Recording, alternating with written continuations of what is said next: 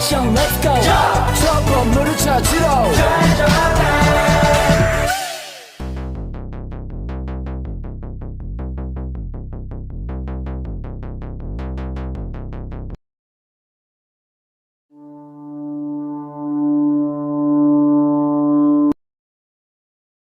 Assalamualaikum warahmatullahi wabarakatuh. Halo teman-teman.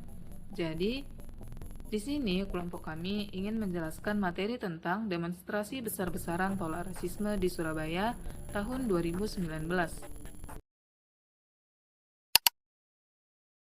Bermula pada tanggal 16 Agustus 2019. Kejadian ini dipicu oleh kabar yang menyebut mahasiswa Papua diduga mematahkan tiang bendera merah putih dan membuangnya ke selokan. Kala itu, perwakilan massa mengatakan foto oknum mahasiswa Papua yang diduga mematahkan tiang bendera beredar di grup-grup WhatsApp. Namun, saat massa datang pada Jumat sore, tiang bendera yang disebut patah oleh massa telah terpasang kembali di halaman asrama. Dorlins Iyaom, juru bicara Aliansi Mahasiswa Papua atau AMP Surabaya, mengatakan saat massa datang sekitar pukul 15.20 waktu Indonesia Barat, oknum aparat merusak pagar asrama dan mengeluarkan kata-kata rasisme. Kata Dorlins, tentara masuk depan asrama disusul lagi Satpol PP lalu merusak semua pagar. Mereka maki kami dengan kata-kata rasis, kata Dorlins.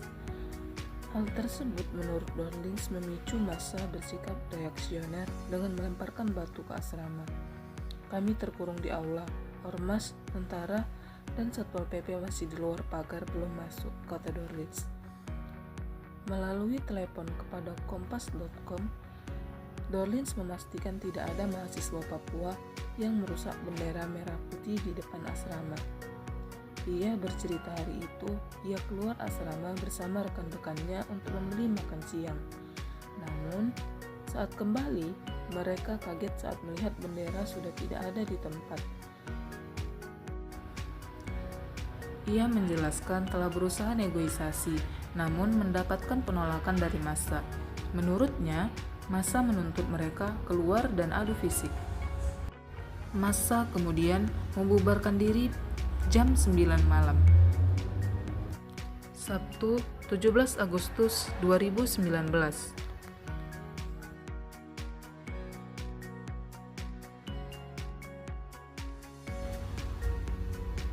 Polisi mencoba berkomunikasi dengan mahasiswa Papua terkait dugaan pembuangan bendera merah putih.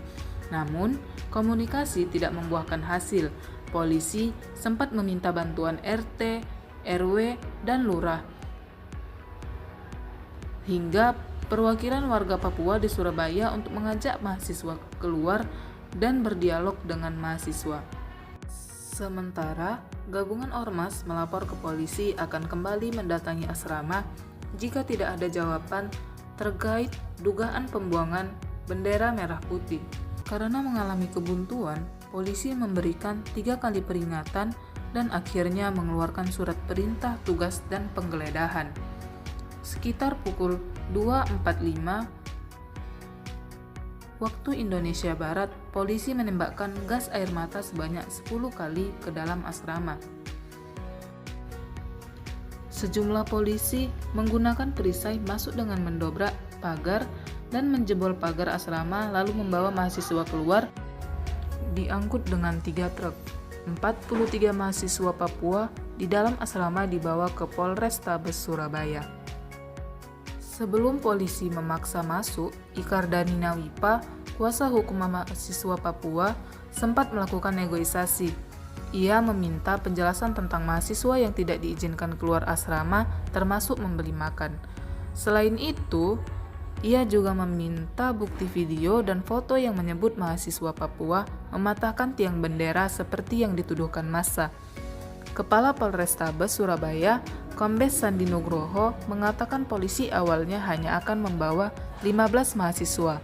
Namun, ada 30 mahasiswa tambahan asal Papua yang datang ke asrama. Ada 10 penyelidik yang disiapkan dan hanya 1 mahasiswa yang tidak diperiksa karena tidak bisa berbahasa Indonesia. Pemeriksaan mereka selesai pada pukul 11 malam waktu Indonesia Barat dan mereka dipulangkan pada Minggu 18 Agustus tahun 2019. Peristiwa di pengepungan asrama mahasiswa Papua di Surabaya memicu aksi solidaritas Papua di sejumlah kota di Provinsi Papua dan Papua Barat, Senin pada tanggal 19 Agustus 2019. Beberapa aksi tersebut memicu kerusuhan.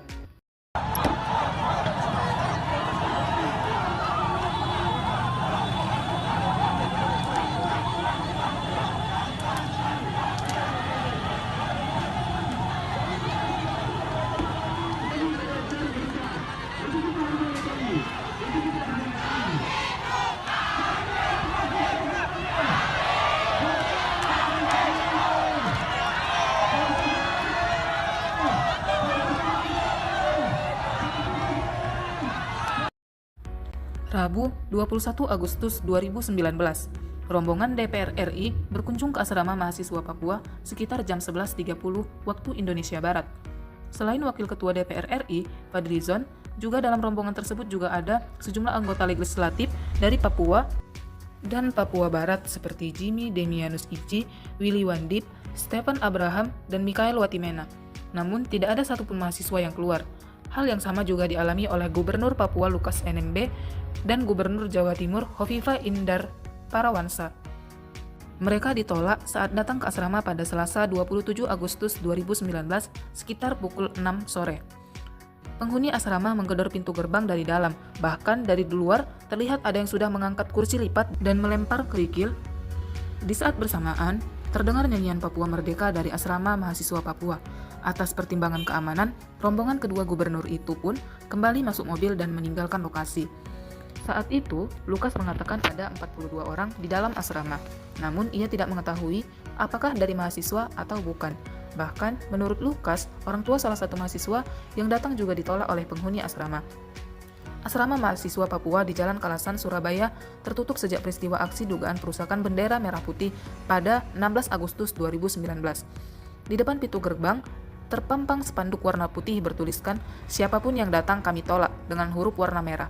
Baik teman-teman, itulah kronologi demonstrasi besar-besaran tolak rasisme mahasiswa Papua. 1. Kerusakan fasilitas-fasilitas umum. Ada banyak fasilitas-fasilitas publik yang rusak, sebanyak 25 fasilitas publik di Manokwari dan Sorong di Papua Barat. Untuk sementara di Sorong, ada hampir 15 fasilitas publik yang mengalami kerusakan. Kemudian di Manokwari, 10 fasilitas publik yang rusak. Banyak pepohonan yang tumbang karena akibat kerusuhan yang terjadi dan juga sejumlah bangunan dan kendaraan rusak terbakar saat unjuk rasa warga di Papua pada Kamis tanggal 29 bulan 8 2019. Yang kedua yaitu aktivitas ekonomi lumpuh. Ribuan warga banyak yang mengungsi, meninggalkan usaha dan harta bendanya. Akibat dari kerusuhan ini, banyak warga yang terpaksa untuk mengamankan diri ke kota lain. Tak hanya itu juga, kerusuhan ini juga membuat masyarakat sulit mendapatkan kebutuhan sehari-hari. Kerusuhan yang terjadi ini juga mengakibatkan peningkatan ekonomi seperti kenaikannya harga BBM. Misalnya yang biasanya harga BBM sebesar 20.000 menjadi 80.000 sampai 100.000 per liter. Pemerintah berusaha mengamankan kerusuhan yang terjadi supaya warga masyarakat yang ada di tempat tersebut tidak sulit mendapatkan kebutuhan sehari-hari. Baik teman-teman, kemudian dilanjutkan oleh Keisha.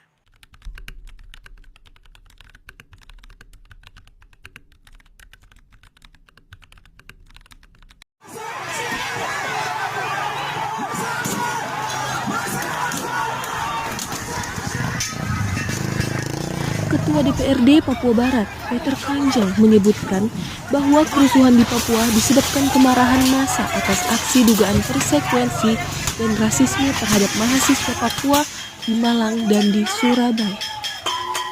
Baiklah teman-teman, itulah dampak dari konflik demonstrasi tolak rasisme 2019 di Surabaya.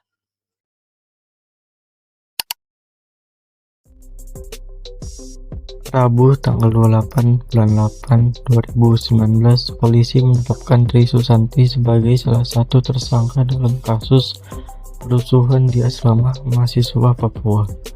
Perempuan yang akrab dipanggil Mak Susi tersebut diduga menyebarkan secara tidak aktif informasi berisi ujaran kebencian yang memicu kekerasan di asrama. Saat aksi di asrama mahasiswa Papua, Tri Susanti menjadi koordinator lapangan. Tri Susanti adalah politisi asal Surabaya yang menjabat sebagai wakil ketua Forum Komunitas Putra-Putri Purnawirawan dan Putra-Putri TNI atau Polri disingkat dengan FKKPI Surabaya. Selain Tri, polisi juga menetapkan Samsul Arifin, salah satu oknum ASN Pemkot Surabaya. Saat pengepungan, Arifin adalah diduga melontarkan ujaran rasis ke mahasiswa Papua. Arifin terekam dalam video yang kemudian tersebar di media sosial.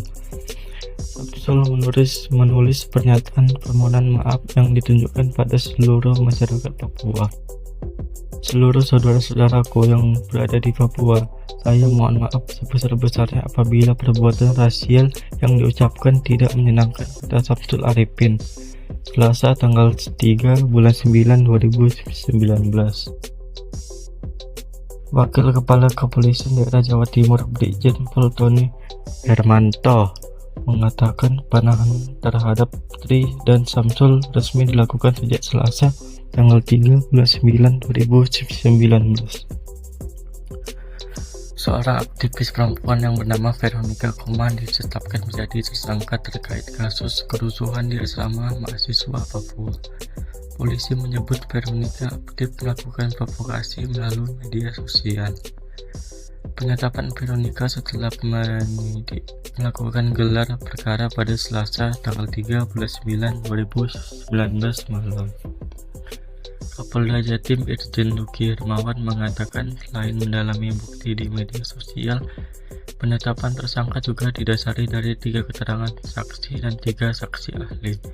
Sebelumnya dia dipanggil sebagai saksi tersangka Tri Susanti, namun tidak hadir katanya Rabu tanggal 4 bulan 9 2019.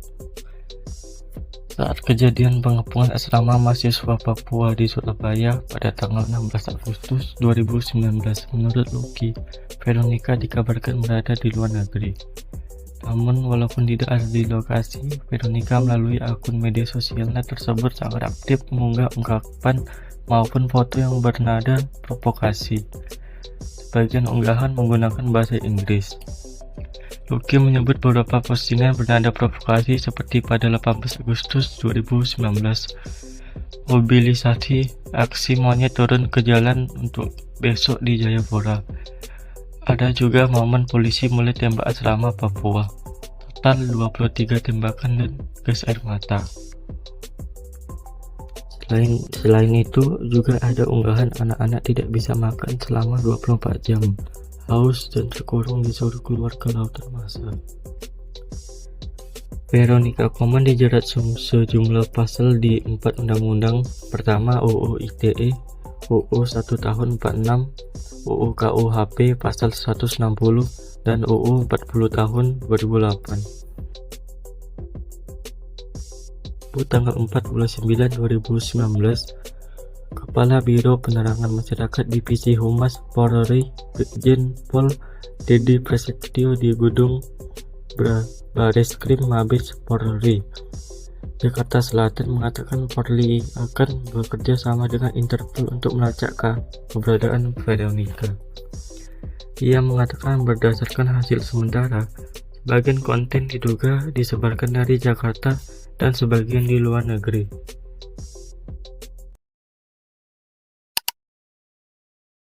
Demonstrasi menolak rasisme di Manokwari terjadi pada 19 Agustus 2019. Aksi ini berlangsung selama beberapa hari, tetapi puncak kerusuhan terjadi pada tanggal tersebut. Setelahnya, situasi berangsur kondusif dalam beberapa hari berikutnya, terutama setelah pemerintah memperketat keamanan dan membatasi akses internet di Papua dan di Papua Barat. Demonstrasi di Manokwari 2019 berakhir karena pengetatan keamanan, pemadaman internet, mediasi tokoh lokal, penangkapan provokator, dan kelelahan masyarakat.